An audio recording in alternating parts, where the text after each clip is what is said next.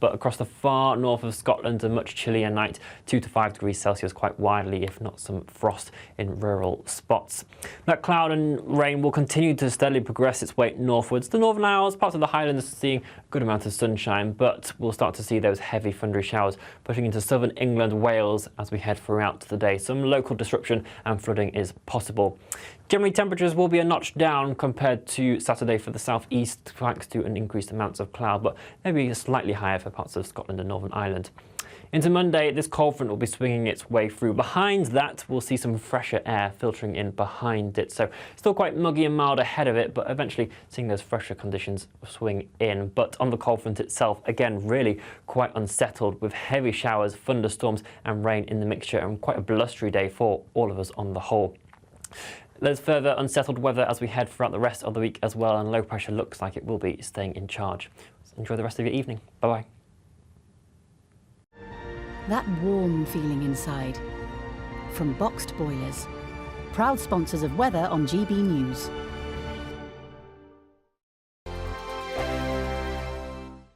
What you get for breakfast is something that, if we do our jobs right, you will wake up to news that you didn't know the night before. It's a conversation. It's not just me and Eamon. We want to get to know you, and we want you to get to know us.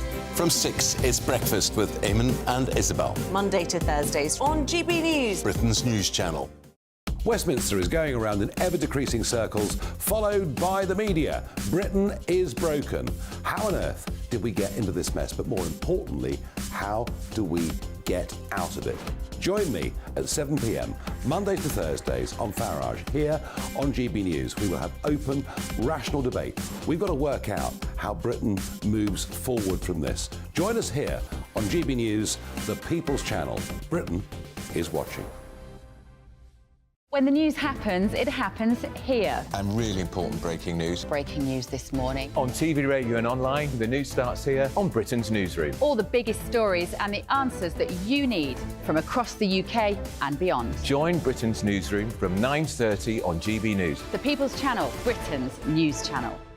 Join me, Patrick Christie's, Monday to Friday, 3 till 6. We tackle the day's news agenda like you've never seen before. It's high tempo, high octane, the most controversial topics and the best guests. You will not be able to take your eyes and ears off it. I'm not afraid to ask the questions that you really want answered. 3 till 6 p.m, Monday to Friday on GB News, the People's Channel, Britain's news channel.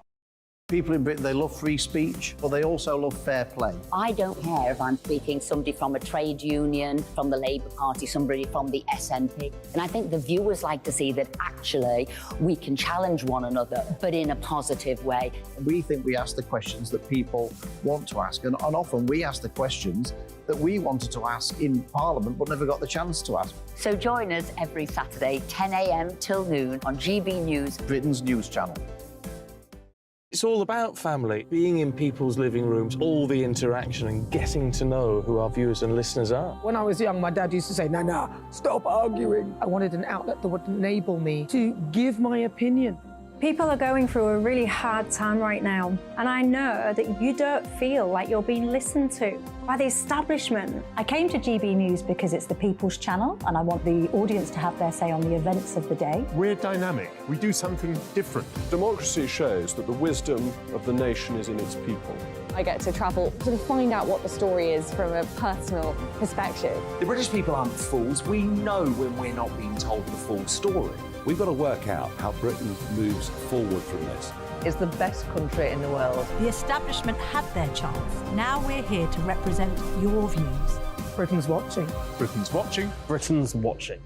We're proud to be GB News, the People's Channel, Britain's news channel.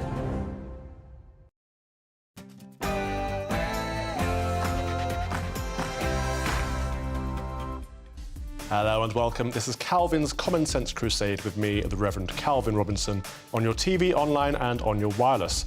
Today we will be discussing the rising violence against Christians in the Holy Land. Author Sohrab Ahmari will be here discussing his new book, Tyranny Inc. And in the Duel, my duelists will be discussing the new series of Married at First Sight, which features a couple of transgender contestants. I'm asking if this is unfair on the other people taking part and if the show makes a mockery of marriage. Emma, what's your initial take? I think even though it came out recently that he was informed that the contestant was transgender before they got married, there's still a consent issue because he might have been afraid of being labelled transphobic if he had chose to pull out at that point. And Laura, what's your view?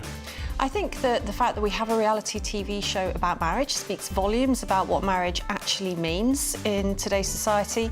And reality TV shows are profoundly unethical. I can't wait to talk more about that. Sound. OK, more of that after this. Here is the news with Ray Addison.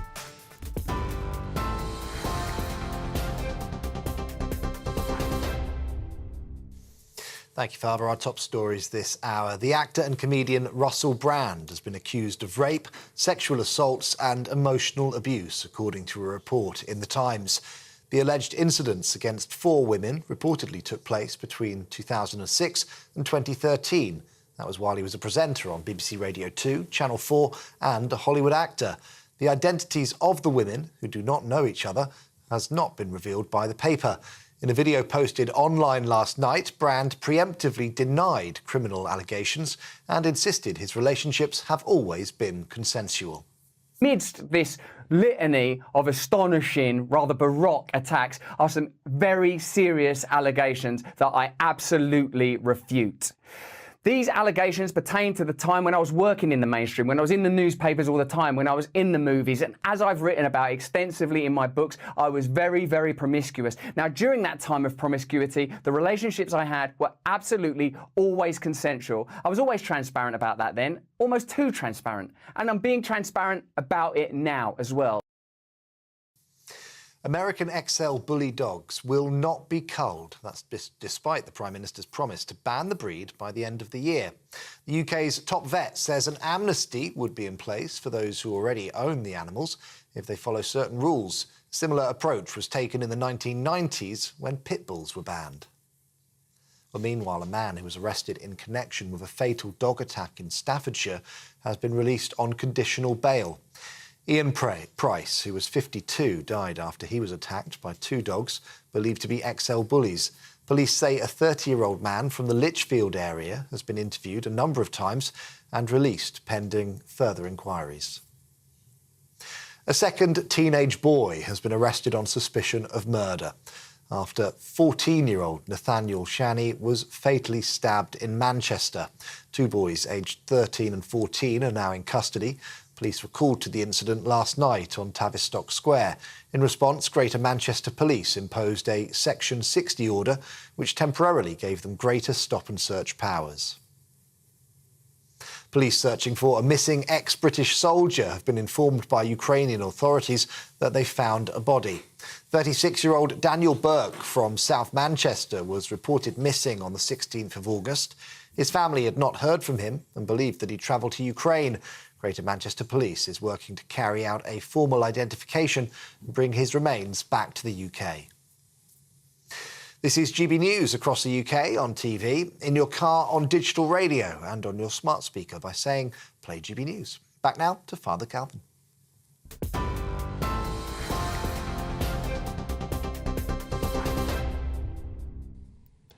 Last week we started the show by talking about patient ST, a 19-year-old girl with a degenerative illness who wanted to live. Her NHS doctors said she was actively dying and therefore wanted to withhold treatment. She wanted to die fighting to live, a very young, noble woman. 2 psychiatrists deemed her compos mentis, willing and able to decide for herself. However, ST's medical doctors decided she must be delusional if she did not follow their expert advice. They took her to court, and the judge not only agreed with her doctors, but slammed a gagging order on patient ST, which meant she could not talk about her condition publicly. She could not even identify herself. This state overreach meant that patient ST could not appeal for crowdfunding to send her over to Canada to join an experimental trial. It also meant she could not ask people to pray for her by name. Now, I said on this show last week that I was willing to breach that gagging order, be damned with the law. It is an immoral law, and this young woman's right to life trumps it. God's divine law trumps any law of man. Our law of the land should never attempt to supersede innate God-given rights. Unfortunately, we did not get the opportunity to help patient ST as we had hoped. If you have not already heard, I bring you the sad news that patient ST died this week. So I want to dedicate this monologue in her memory. Eternal grant unto her, O Lord, and let light perpetual shine upon her. May she rest in peace.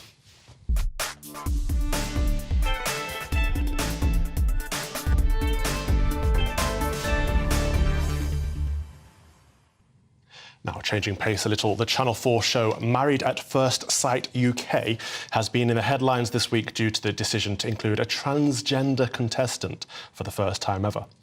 The premise of the show is that couples get married after meeting their partner for the first time ever at the altar. And controversy has already erupted over claims the show pretended the man who married the transgender contestant was only told this fact afterwards, when in fact he had been informed beforehand.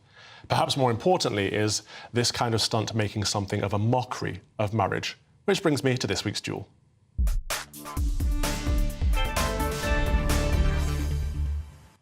Joining me tonight to discuss this, director of the Common Sense Society, Emma Webb, and author of best-selling book Free Your Mind, Laura Dodsworth. Laura, what does marriage mean? It should mean a lifelong commitment. It's incredibly serious. It brings joy to the individuals who are married, to families. It brings stability to society.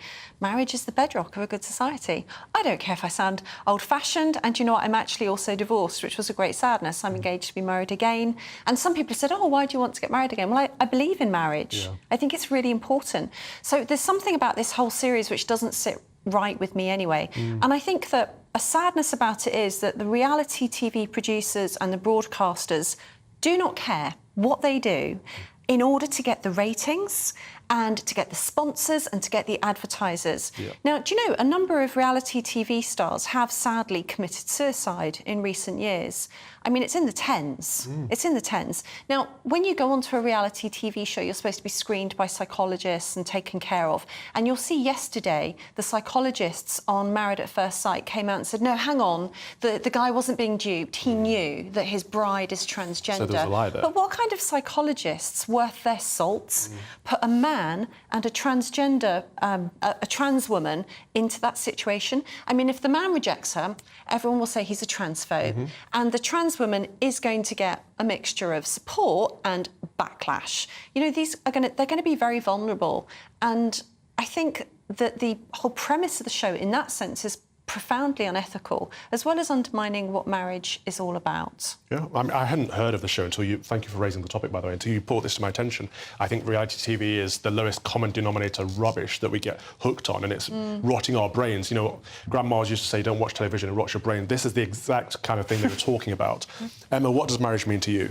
Well, I've always thought this show is awful for the very reason that the underlying assumption is that marriage is to be taken so lightly that if this match isn't really quite right, they can always just get divorced afterwards. I also agree with Laura. I think that marriage is a lifelong commitment. I take the biblical view that when you get married, you become of one flesh. I think that marriage is a sacrament and that people should only enter into those vows seriously. And so I think I've always thought that this show was wrong from the very start. I think it shows the way that society has come to understand marriage as something that is actually quite flippant, that is just a continuation of dating, almost as if it's a kind of accessory to a person's life. And we've seen this with things like the introduction of no-fault divorce that makes it easier for people to get divorced. I agree, again, with Laura, that marriage is the bedrock of a society, and if we have weak marriages, we have a weak society, and I think it's as simple as that.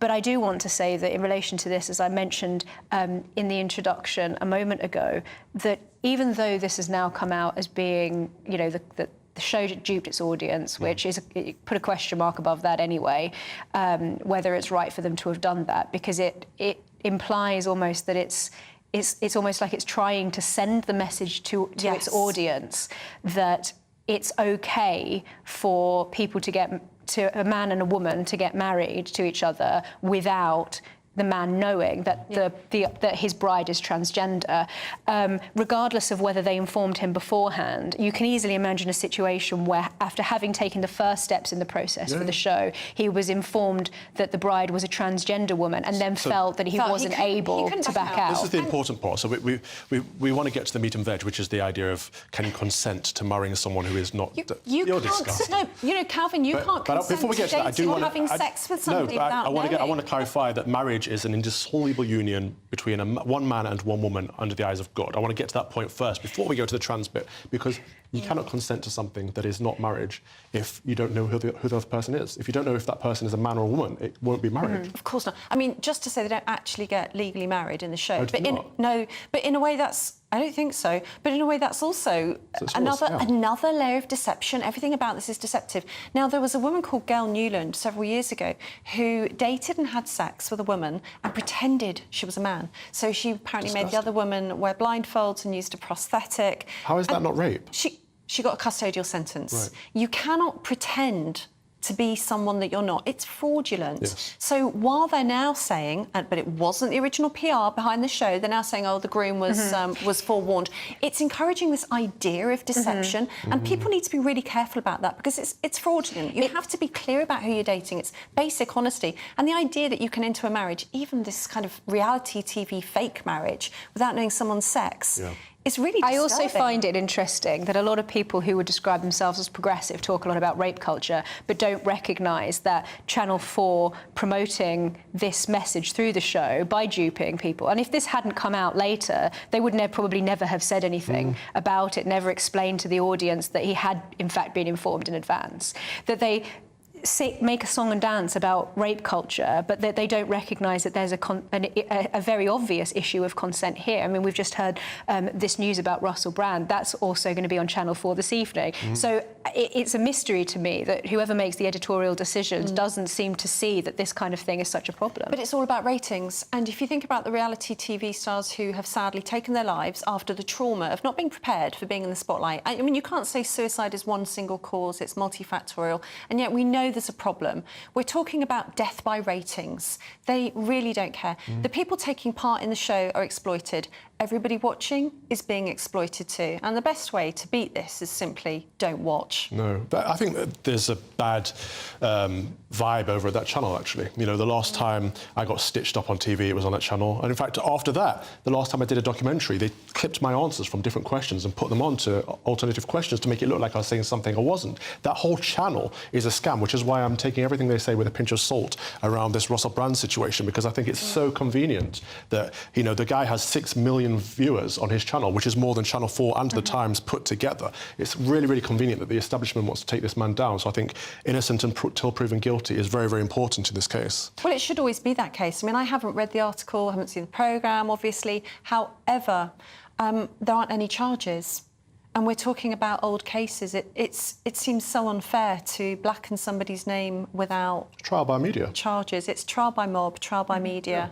I'd just like to return quickly to Laura's point about the reality shows in general, these kinds of dating shows. I don't know if this is actually on Channel 4, but there is a show, I think it's called Naked Attraction, where they gradually reveal a person from the bottom up, and through that process they eliminate people, and then finally they meet each other naked at the end of the show, and it's on that basis that they decide whether or not they'll date. So and it really is, it's almost I don't know whether you could describe it as being almost blasphemous in relation to marriage and relationships. There's something that is really deeply subversive about this, focusing on people's physical appearance and treating marriage as if it isn't a vow, a very serious commitment, and as if it is just something that you flippantly enter into, and you can get divorced later if you don't like the person. Now, do you both know I had a Channel 4 documentary called 100 Vaginas? Yes, it involved some nudity. But it was a very, artistic documentary. It had a lot of integrity. All of the women who took part were treated with absolute care. But I've got to say, making it was a real balancing act. Because without naming any specific names or specific circumstances, there were times that I thought, well, I cried in the loo, or I thought I was going to be sick, to make sure that the programme stayed full of that integrity and care that I always envisaged for it. As soon as you are pitched in this battle for ratings, it's quite hard to keep the moral high ground and look after people. I don't just think it's about ratings, I think it's editorialising our society. I think they want to, it's cultural subversion. They want to change the way we see family, the way we see marriage, the way we see all of these things. But of course, the best way to respond to this is by getting married. I was actually thinking this on the train on the way here, unrelated to this debate. I just noticed there were a lot of young couples on the train who were very visibly engaged, and I just thought that you know, that is the solution to this problem, is that you just have to take these things seriously and refuse to be dragged into this sort of fakery, editorialising. This I'm not going to go so far as to say it's an attempt at social engineering. Maybe you would, but I think they are putting to us a very specific culture that they think that we should adopt, and I think that the best way to respond is by saying no. We're going to do it the old-fashioned way. Very, very sound. Thank you very much. Plenty more to come this evening on my Common Sense Crusade. Next, we'll be asking why there's been a rise of attacks on Christians in the Holy Land. What you get for breakfast is something that, if we do our jobs right, you will wake up to news that you didn't know the night before. It's a conversation. It's not just me and Eamon. We want to get to know you, and we want you to get to know us.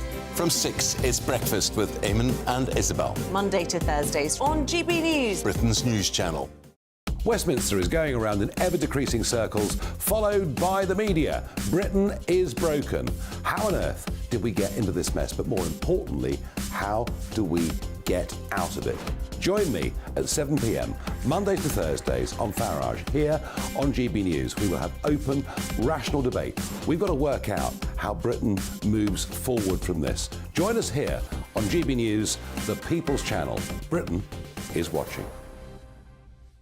When the news happens, it happens here. And really important breaking news. Breaking news this morning. On TV, radio and online, the news starts here on Britain's newsroom. All the biggest stories and the answers that you need from across the UK and beyond. Join Britain's newsroom from 9:30 on GB News. The People's Channel, Britain's news channel. Join me, Patrick Christie's, Monday to Friday, 3 till 6. We tackle the day's news agenda like you've never seen before. It's high tempo, high octane, the most controversial topics and the best guests. You will not be able to take your eyes and ears off it. I'm not afraid to ask the questions that you really want answered. 3 till 6 p.m, Monday to Friday on GB News, the People's Channel, Britain's news channel. People in Britain, they love free speech, but they also love fair play. I don't care if I'm speaking somebody from a trade union, from the Labour Party, somebody from the SNP. And I think the viewers like to see that actually we can challenge one another, but in a positive way. We think we ask the questions that people want to ask, and often we ask the questions that we wanted to ask in Parliament but never got the chance to ask. So join us every Saturday, 10 a.m. till noon on GB News, Britain's news channel. It's all about family, being in people's living rooms, all the interaction and getting to know who our viewers and listeners are. When I was young, my dad used to say, no, stop arguing. I wanted an outlet that would enable me to give my opinion. People are going through a really hard time right now, and I know that you don't feel like you're being listened to by the establishment. I came to GB News because it's the People's Channel, and I want the audience to have their say on the events of the day. We're dynamic. We do something different. Democracy shows that the wisdom of the nation is in its people. I get to travel to find out what the story is from a personal perspective. The British people aren't fools. We know when we're not being told the full story. We've got to work out how Britain moves forward from this. It's the best country in the world. The establishment had their chance. Now we're here to represent your views. Britain's watching. Britain's watching. Britain's watching. We're proud to be GB News, the People's Channel, Britain's news channel.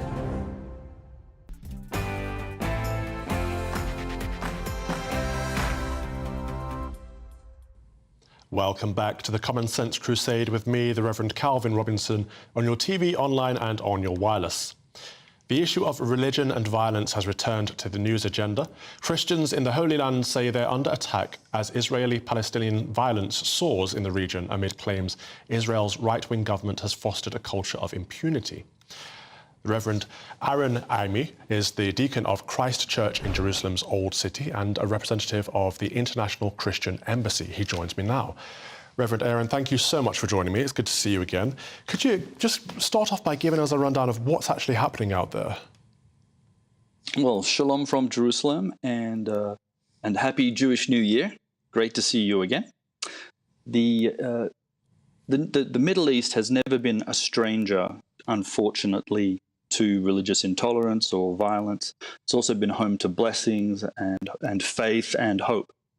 But unfortunately, we've seen an upswing in violence against minority groups, and one of those happens to have been Christians, particularly Protestant Christians, and because of a view that we might be in a right-wing government, there doesn't seem to be a sense of defense where the government is not going to enforce the police to go and actually prosecute these people.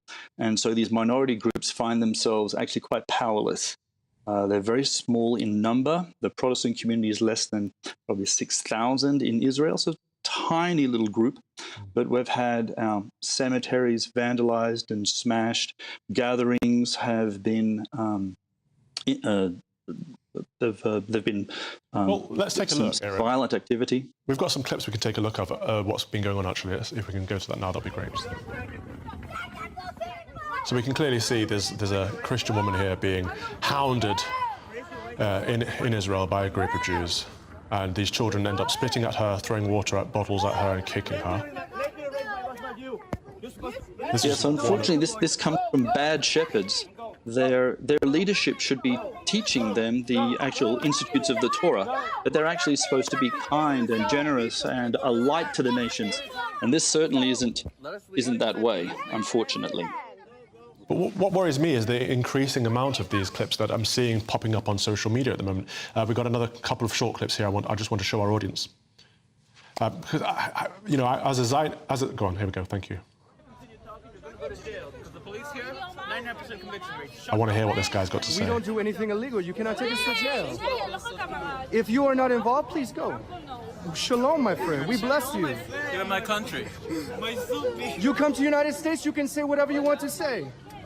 That is a free world, yes? You're not in the United States. You're in Israel. I understand. You cannot say whatever you want to say here. Yes, you can. It's from any religion, but it's really big and it's inappropriate for this place, okay? That's a Jewish place. You need to respect the place. Can you please put it inside? So I'm not sure how much volume we had there in those two clips. So the first clip, the Jewish fellow tells the Christian he should, by right, kill him. And in the second clip that we're seeing on screen at the moment, we're seeing a cleric being told to remove his cross because it's an offensive symbol. Now, this to me is absolutely shocking. Do you feel like you have freedom of worship over there at the moment? We do have freedom of worship. This is true. Some of the incidences that are being described here are the ones that are out in public, although there have been some private gatherings, particularly against some Messianic groups, where their private gatherings have been infiltrated and attacked, and this has caused some consternation. Okay, well, Aaron, I want to bring my dualists in because I know Emma Webb's going to want to ask you a question on this. Hi, Aaron. This is really hard for me because watching these videos, I find this very sad. I spent a lot of time in Israel. As you know, Calvin, I actually almost converted to Orthodox Judaism myself, so I spent a lot of time with people from the Orthodox community. And I find it very sad to see these scenes. I've seen videos of people sitting, Jewish people sitting in a cemetery, in a Christian cemetery, telling the Christians there to leave, read stories about the reduction in numbers of Christians in the Old City to 2,000 people, the local authority limiting the number of Christians who can go into the Holy Church of the Holy Sepulchre. Is this something that the Israeli authorities are taking seriously? Because I know a few years ago the Israeli authorities said that they sort of dismissed the concerns that were being raised by Christians worldwide over these sorts of incidents. Well, there's obviously no official government policy sanctioning this. This is all illegal. These are groups that are individualistic. They're particularly perhaps streams of an Orthodox Judaism. It's not common amongst all Jewish people, of course. Absolutely not. I've lived here for 25 years. I study with rabbis on a weekly basis. We have fantastic relationships. What's going on now, I think, is some very poor shepherds which have taught some inappropriate things, and there's no defence. Okay, I want to bring Laura Dodsworth in as well, if you've got a question for Aaron.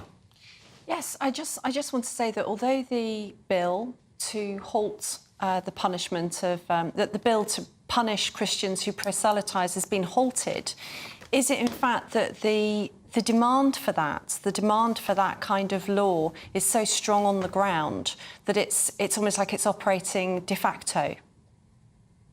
Yes, I think you might be right. The bill to actually make proselytation illegal is something that comes up very regularly, and it's almost always defeated by the government and by the judiciary, because Israel is a democracy, and you do actually have freedom of speech, and this is actually quite a tolerant society. It's just that we've seen something very recently which is causing people to get a little bit concerned. It's physical attacks, and it's also occurring through the denial of certain visas with certain communities. I think something you said about the bad shepherds was really pertinent in that first clip that Calvin showed. It was very distressing to see children being so unkind to women on the streets, but they were surrounded by adults who did nothing. So those were obviously men in authority. Yes, you're absolutely right. And this is what I think is being reflected. It's almost like Ezekiel 34 being played out again. It's poor shepherds who, instead of feeding the sheep, of caring for the poor and the stranger, which the Torah actually tells us to do, it's the reverse, where we're viewed as pagans, as idol worshippers, and then they see the more violent parts of the Bible that are quite ancient, but bringing them to today's world. As someone who believes in building Judeo-Christian relations and someone who's been a massive supporter of the nation of Israel, it's difficult to see this kind of thing. I'd like to end with a question from Emma Webb. I just wanted to ask you, you meant on as Laura raised there, the bad shepherds.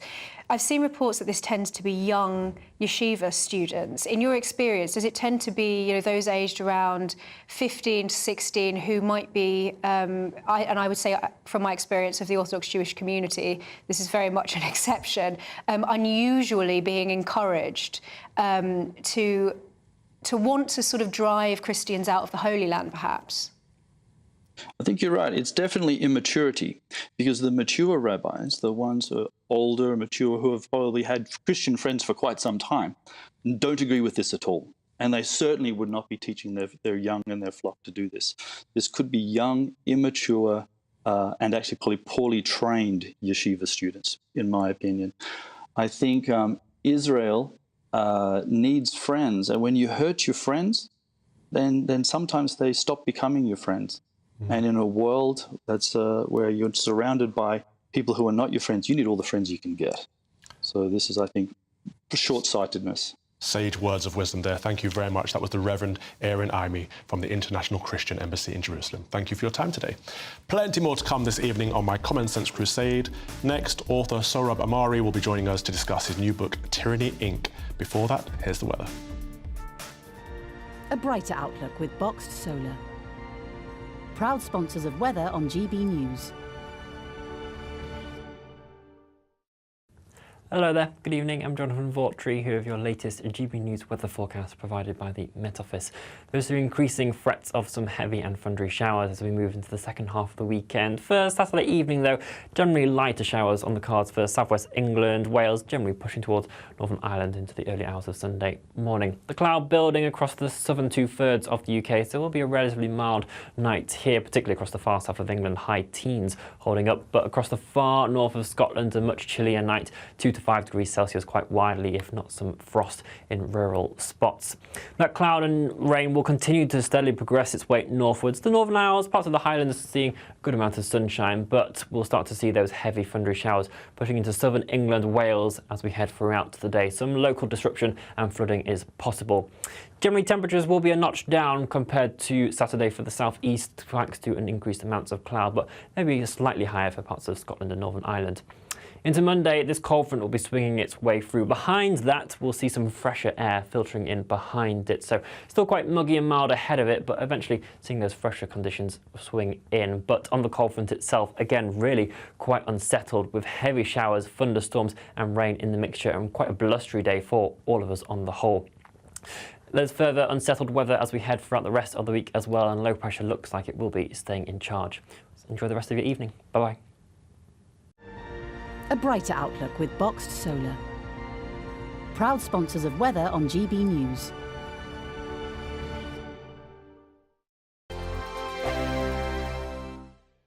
The Live Desk with me, Mark Longhurst. And me, Pip Thompson.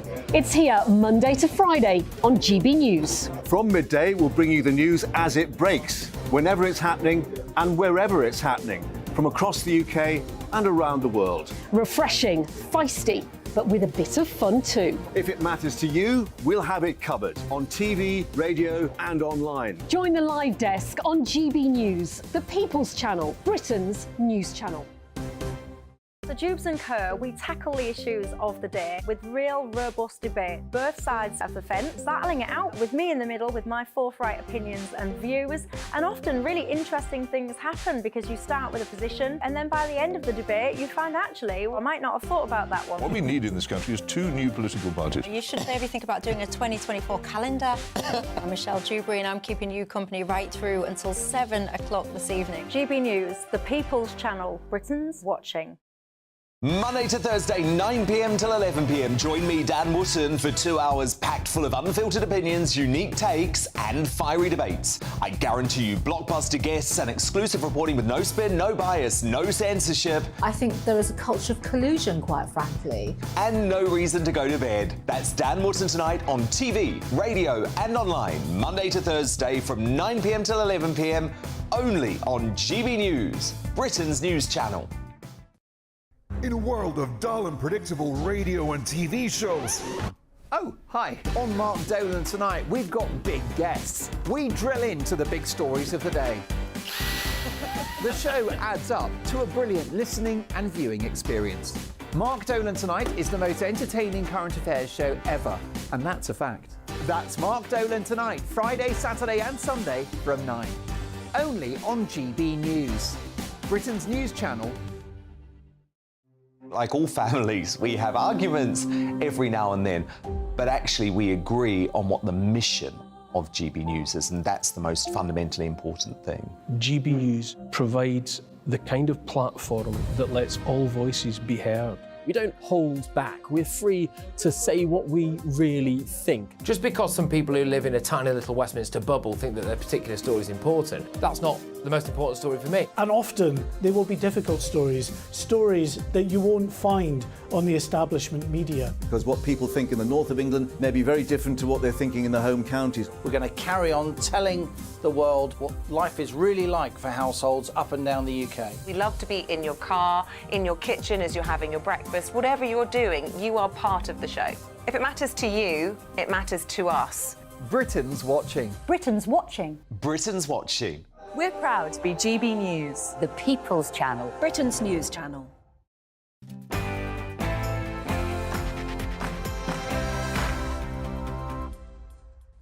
Welcome back to the Common Sense Crusade with me, the Reverend Calvin Robinson. Have the corporate giants of America left ordinary citizens isolated and powerless? That is the premise of upcoming book Tyranny, Inc., which discusses how political leaders in the States gave big businesses more freedom in the expectation that it would improve the economy and society. But the book argues that the opposite has occurred and that the situation has deteriorated to the point where it calls private tyranny is taking away people's liberties. Tyranny, Inc. is is a book by Saurabh Armari, which he will be joining us very, very shortly. But before he does, I just want to talk to my duelist momentarily. Do you think, I know what Laura's going to say, so I'll start with you, Emma. Do you think big business is becoming too big? I think that we have a problem with large corporates, including tech companies, having too much control, particularly over what you could call the intellectual supply chain. I think that that is a real concern. I think that corporate monopolies is always a problem. I haven't read Saurabh's book, so I don't know to what degree I agree with him. I know that I agree with Saurabh on a lot of things that he's written in the past, but it depends very much on exactly what you mean by that. But I do think that corporates having far too much power, of course, is a problem. OK, Emma's on the fence. Laura, big business is too big, isn't it? Absolutely. I want to know what he thinks the solution is. Okay. What's the solution? I think that the problem is in this country that Conservatives don't really know what they stand for. Is it free market capitalism? Is it protectionism? I don't really know what the solution to this is, but it's as though big business is almost like mini countries. You know, the number of employees they have, the global reach they have through their audiences, especially the big tech companies. They're almost operating like de facto governments. Well, they are. Let's see what Saurabh thinks of this, because Tyranny Inc. is written by the author and columnist Saurabh Armari, and I'm delighted to say he joins me now from New York. Good evening. I'm glad you could make it. Tell us, first of all, what is big business and why is it too big? Well, thank you for having me. Big business is big and has been since the 19th century on both sides of the Atlantic because concentration makes sense in an industrial age. You know, you cannot have as many tire manufacturers as you do small-time restaurants. Technology, you know, the big tech was mentioned. Large network industries cannot be done by small business. So in a way, big business, either markets that are dominated by one single important seller or just a handful, which we call oligopoly, is sort of inevitable. It's the result of industrialization. So it's been something that's been with us since the 19th century. And in many ways, big business is rational because it's only big business that can afford you know, the research and development that innovation requires. It's you know, it is very good for consumers in many cases because it's actually rational, brings prices down. So the problem is that when there's no one on the other side of that kind of concentration of power to push back against it. You know, the way that in the middle of the 20th century, Social Democrats, Christian Democrats, New Dealers in the United States solved this problem was not necessarily by smashing every big business into tiny bits, because that's irrational, but by raising up the power of consumers and workers on the other side, most notably through labor unions, but also through consumer co-ops, you know, and so on, all these ways that allowed people who are on the other side of big business to pool their power so they have greater bargaining power. And we've lost that over the past 2 generations, especially in Britain and the United States, which went furthest with the kind of neoliberal or libertarian ideology of figures like Ronald Reagan and Margaret Thatcher. They were responding to real crises at the time, but I argue that they went too far, and we've lost too much of the sort of mid-century, I'm talking about the mid-20th century social compact that involved, you know, labor unions, workers, consumers, other kind of socially weaker people having a greater say in how big business operates. Yeah, I mean, you could argue that Thatcher and Reagan had the right solution for the time, but Conservatives since then have kind of adopted that model as the default approach, and the free market has become an ideology in itself, hasn't it, rather than a means to an end. But I really want to get to the crux of the matter here. What is big business? Are we talking here about, you know, when we mentioned big tech, are we talking about Facebook and Twitter having too much authority? Or are we talking about the level above that? Are we talking about Vanguard and BlackRock and these corporations that are invested in literally every single major corporation around the world and have gone around the idea of democracy in that they have all the authority, they have all the power, and they're unelected? Well, it's sort of all of the above, right? So big tech controls not just the kind of ad markets, digital ad markets, but also what we get to say and think increasingly. And we've seen that over the past few years with their enormous powers of censorship, sometimes deployed in collusion with governments and sometimes quite on their own. You did mention finance, right? The financial industry has taken on, since the neoliberal era, since the 1980s, and after, has taken on a really unusual role in the economy. This is on both sides of the Atlantic. We're talking private equity, asset managers, and hedge funds. It used to be that these banks, essentially, if they were in finance, their role was to support people in the real economy. So I have a product, I'm a company, and I have a profitable product. I think it's going to be profitable. I go to the bank, I borrow money, and they help me develop it and then bring it to a market. That was the normal role. But what we have, again, over the past 2 generations is Wall Street and these kind of finance firms increasingly being in the driver's seat of the economy, and their mentality is not to grow enterprises for the long term. They don't look out for the well-being of workers and consumers. It's all a kind of short-term profit seeking. And so in order to do that, they often asset strip businesses rather than invest in businesses that they take over. They sort of just swallow their assets and they pocket all the gains, while workers and communities who lose jobs and factories end up holding the bag. So I've been guilty of this myself in the past, of supporting an unregulated, open, free market with the idea that the market will solve the problems. I don't think that's as true as I did think it was at the time, but I'm still cautious about the word regulation, because I understand that big business finds it much easier to work around regulation than small business does. So is part of the answer regulation, and is the other part of the answer getting Conservatives to rediscover what it means to be conservative again and move away from neoliberalism?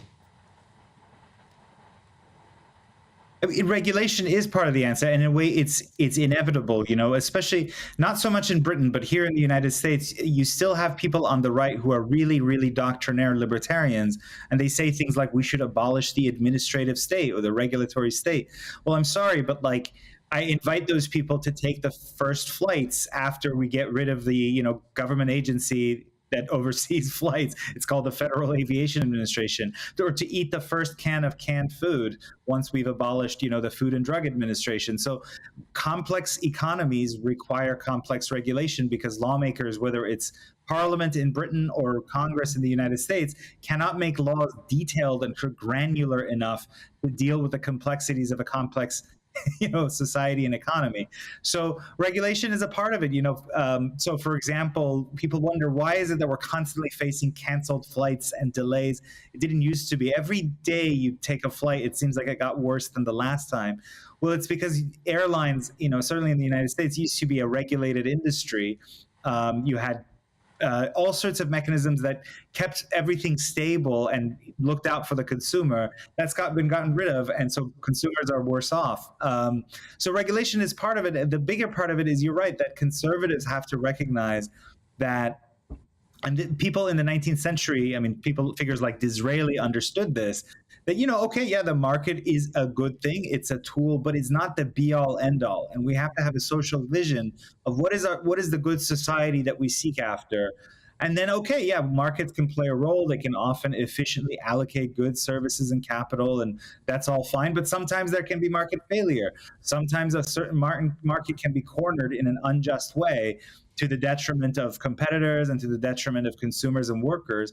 And there we would intervene. And so I'm not calling for socialism, certainly. I'm not a socialist. I consider myself a kind of conservative social democrat, but a kind of more balanced view, a mixed view of the economy, where you're willing to use the state prudently when it's required. And at the same time, you have private enterprise, because there's a reason why, the Soviet Union didn't work out. Yeah, it sounds to me like good old-fashioned pragmatic conservatism, and moving away from the ideology of conservatism that we've fallen into in the 21st century. Thank you very much for that, and I hope people pick up your book, Tyranny Inc. That is columnist and author Sohrab Ahmari. Thank you very much for joining us today. Thank you also to my dualists. This week we had Emma Webb and Laura Dodsworth.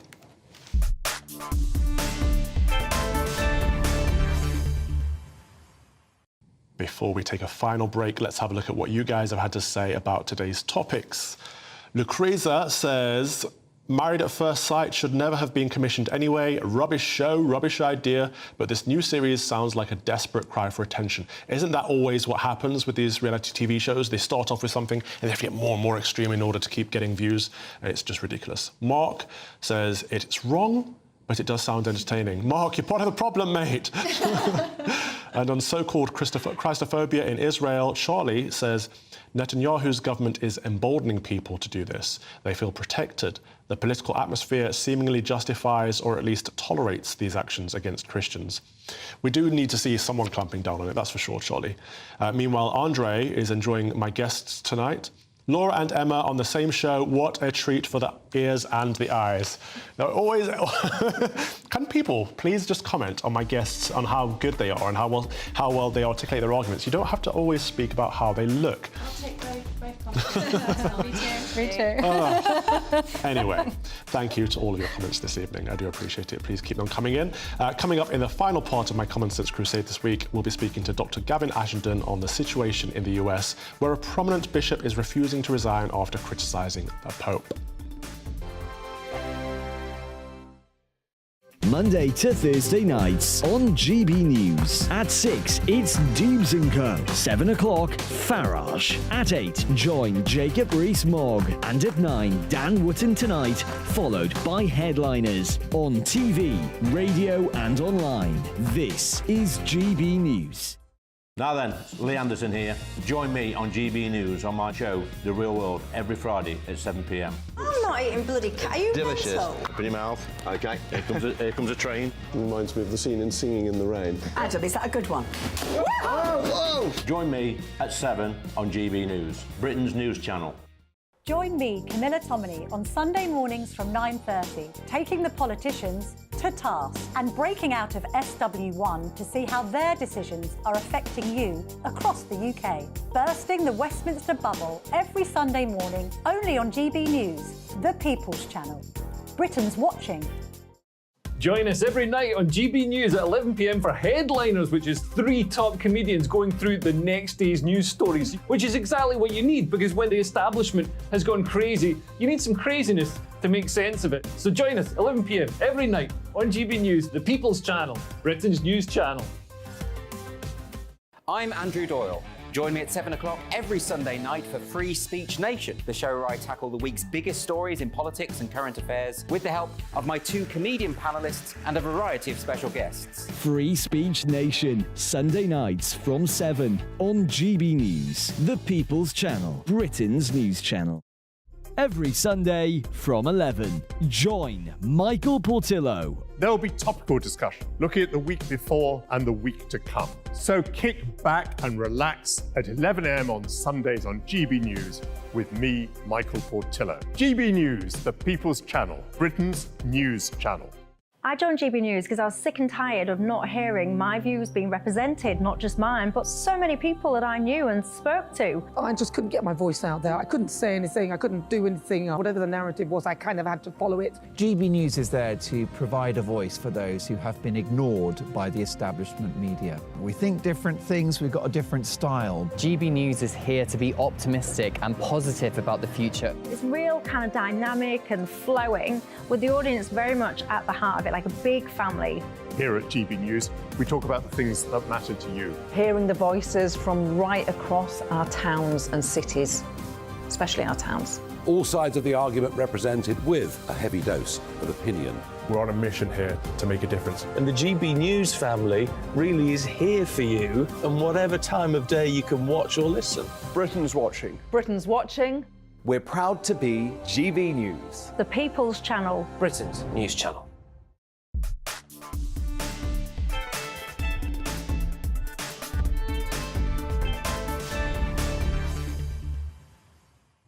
Welcome back. An American bishop investigated by the Vatican following his criticism of Pope Francis has vowed to remain in office. Bishop Joseph Strickland of Texas is championed by many for his staunch defence of the unborn, marriage and the traditional Latin Mass, and of course Catholic Orthodoxy. But he has also been critical of the leadership of Pope Francis, whom he said in a tweet in May was undermining the deposit of faith, adding that Catholics should follow Jesus. Controversial. To discuss this, I'm joined by Dr. Gavin Ashenden. Should it be controversial to say follow Jesus as a Catholic bishop? Well, it's always been controversial to say follow Jesus, and sometimes it's more controversial than others. This looks like it's one of those times, so it shouldn't be, but it is. Dr. Gavin Ashenden, what is going on over there in Rome? We've got, it's not just Bishop Strickland that's being attacked, and of course we don't know what's going to happen because he hasn't met with the Pope yet, so he may be asked to resign, he may not be. But it seems to me that the Pope is stacking the deck, and he's just pushed a load of liberals into the House of Cardinals, which essentially means that the next time there's an election for the Pope, it could potentially be another Francis. Well, that's one way of looking at it, but I think probably we want to put it in a broader, more helpful context, and that is that in the middle of the last century, the Catholic Church tried to reach out to contemporary culture and to build a bridge between the great and profound tradition that have produced saints and miracles and converted most of the world, and the culture. But it turns out it made a mistake. It didn't realize how decadent the culture that it was trying to reach out towards was going to become. Now, a number of people at the top of the Catholic Church in their 70s and 80s were really strongly invested in that, and they haven't yet noticed it was a mistake. So one of the things that's going to happen is they're going to die soon, and a new generation of rather wiser and one might almost say more Catholic people take their place. But the Catholic Church is experiencing what every church and every institution is. That's this great clash of culture. And I think one of the things that will happen is that those people responsible for electing a new pope will see that the mess of the last few years is just a route we don't want to go down, and they'll elect somebody who'll take us back in the right direction. That's if there's time. I know you talk about this younger, wiser generation. I assume you're talking about the traditionalists who are embracing the traditional Latin Mass, for example, a Mass that shows the reverence of that's important to remind people of the real presence, something that the Novus Ordo doesn't always do, but can do if it's done well. But the problem here is that the Bishop of Rome is suppressing all of this. So will there be any traditionalists left? Oh, yes, of course there will. I mean, the Catholic Church has survived much worse than this. I remember a story of an old lady in my parish when I was an Anglican vicar who converted after the BBC put a show on about the Borgias, who were immensely immoral, lascivious people. And she said that if a church can survive that kind of decadence and still produce someone like, say, Teresa of Calcutta, then there must be a God, and he must have his hand on the church. The same thing is true today. There is a God, he has his hand on the church. We'll see this crisis through, as we've seen in others through. And one of the reasons I became a Catholic was my confidence, the way in which the Catholic Church has weathered all the storms. It'll weather this one too, with God's help. I hope you're right, because it needs to, because all the other denominations are falling apart at the moment and going down the path of wokeness. However, we're not out of the waters yet with the Catholic Church. You've, of course, got this synod of synodality coming up, and the Pope has said he wants secrecy around it, and if journalists want to report on it, they'll have to report on the information given them directly from the Vatican. It seems very, very dodgy to me. Well, it is, and because we have to decide whether we're talking spiritually or theologically or politically. So you're talking politically, and that's a sensible political analysis. But the thing is, when the people on the wrong side of the moral line act badly, it falls out badly for them. They've been presenting this as a method of including people on the woke side of the line, saying they wanted accompaniment and openness and everything else, and then they immediately start censoring people like Bishop Strickland, making the whole thing secret, and acting in a way that's completely at odds with what they said their original intentions were. So people won't believe them, and they'll see what the outcome is. And I think human beings have got very good antennae and moral radar. They will decide this present regime is not to be trusted, and we'll get a new regime. Well, I hope it happens in time, because, of course, Opus Dei are talking about having to restructure, and the FSSP are worried about laicization and being potentially disbanded. So is there time to save these organisations? Well, the Bible makes a distinction between chronos and kairos, our time and God's time. In our time, I think things look tricky, I agree, and people are quite worried. But I think in God's time, one of the ways in which we express our belief in God is that he'll work things out in his way. And sometimes he uses human frailty and failure in order to make things even clearer. And I think that's what's happening at the moment. We've got a lot of human frailty and failure, and things were made all the more clear through it. Dr. Gavin Ashington, thank you, as ever, for offering some wisdom and some hope in your message. And I do pray that the Catholic Church elects Cardinal Sarah as your next Bishop of Rome. Thank you again. Now, each week on the show, we like to end with our closing prayer. And tonight, Jack from the LVS Ascot School will read the Collect for the 15th Sunday after Trinity.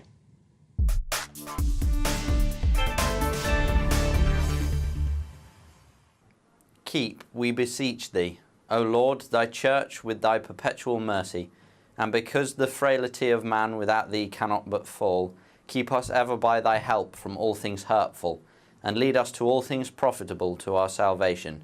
Through Jesus Christ our Lord. Amen. Wonderful. We like to get those prayers read out by school students. If you have a school that would like to get involved, please do contact us. It's gbviews@gbnews.uk. And you can also tweet us at gbnews. You have been watching Calvin's Common Sense Crusade with me, the Reverend Calvin Robinson. I will be back with you next Saturday at 7 p.m. Next up, of course, it is Darren Grimes and his Liberal friends. Hopefully he'll put them right. But before that, you have your weather forecast, just in case it's changed in the last half an hour. Have a very good weekend. See you next week. God bless you. Des Volt. That warm feeling inside. From Boxed Boilers. Proud sponsors of weather on GB News. Hello there, good evening. I'm Jonathan Vaughtry, here with your latest GB News weather forecast provided by the Met Office. There's increasing threats of some heavy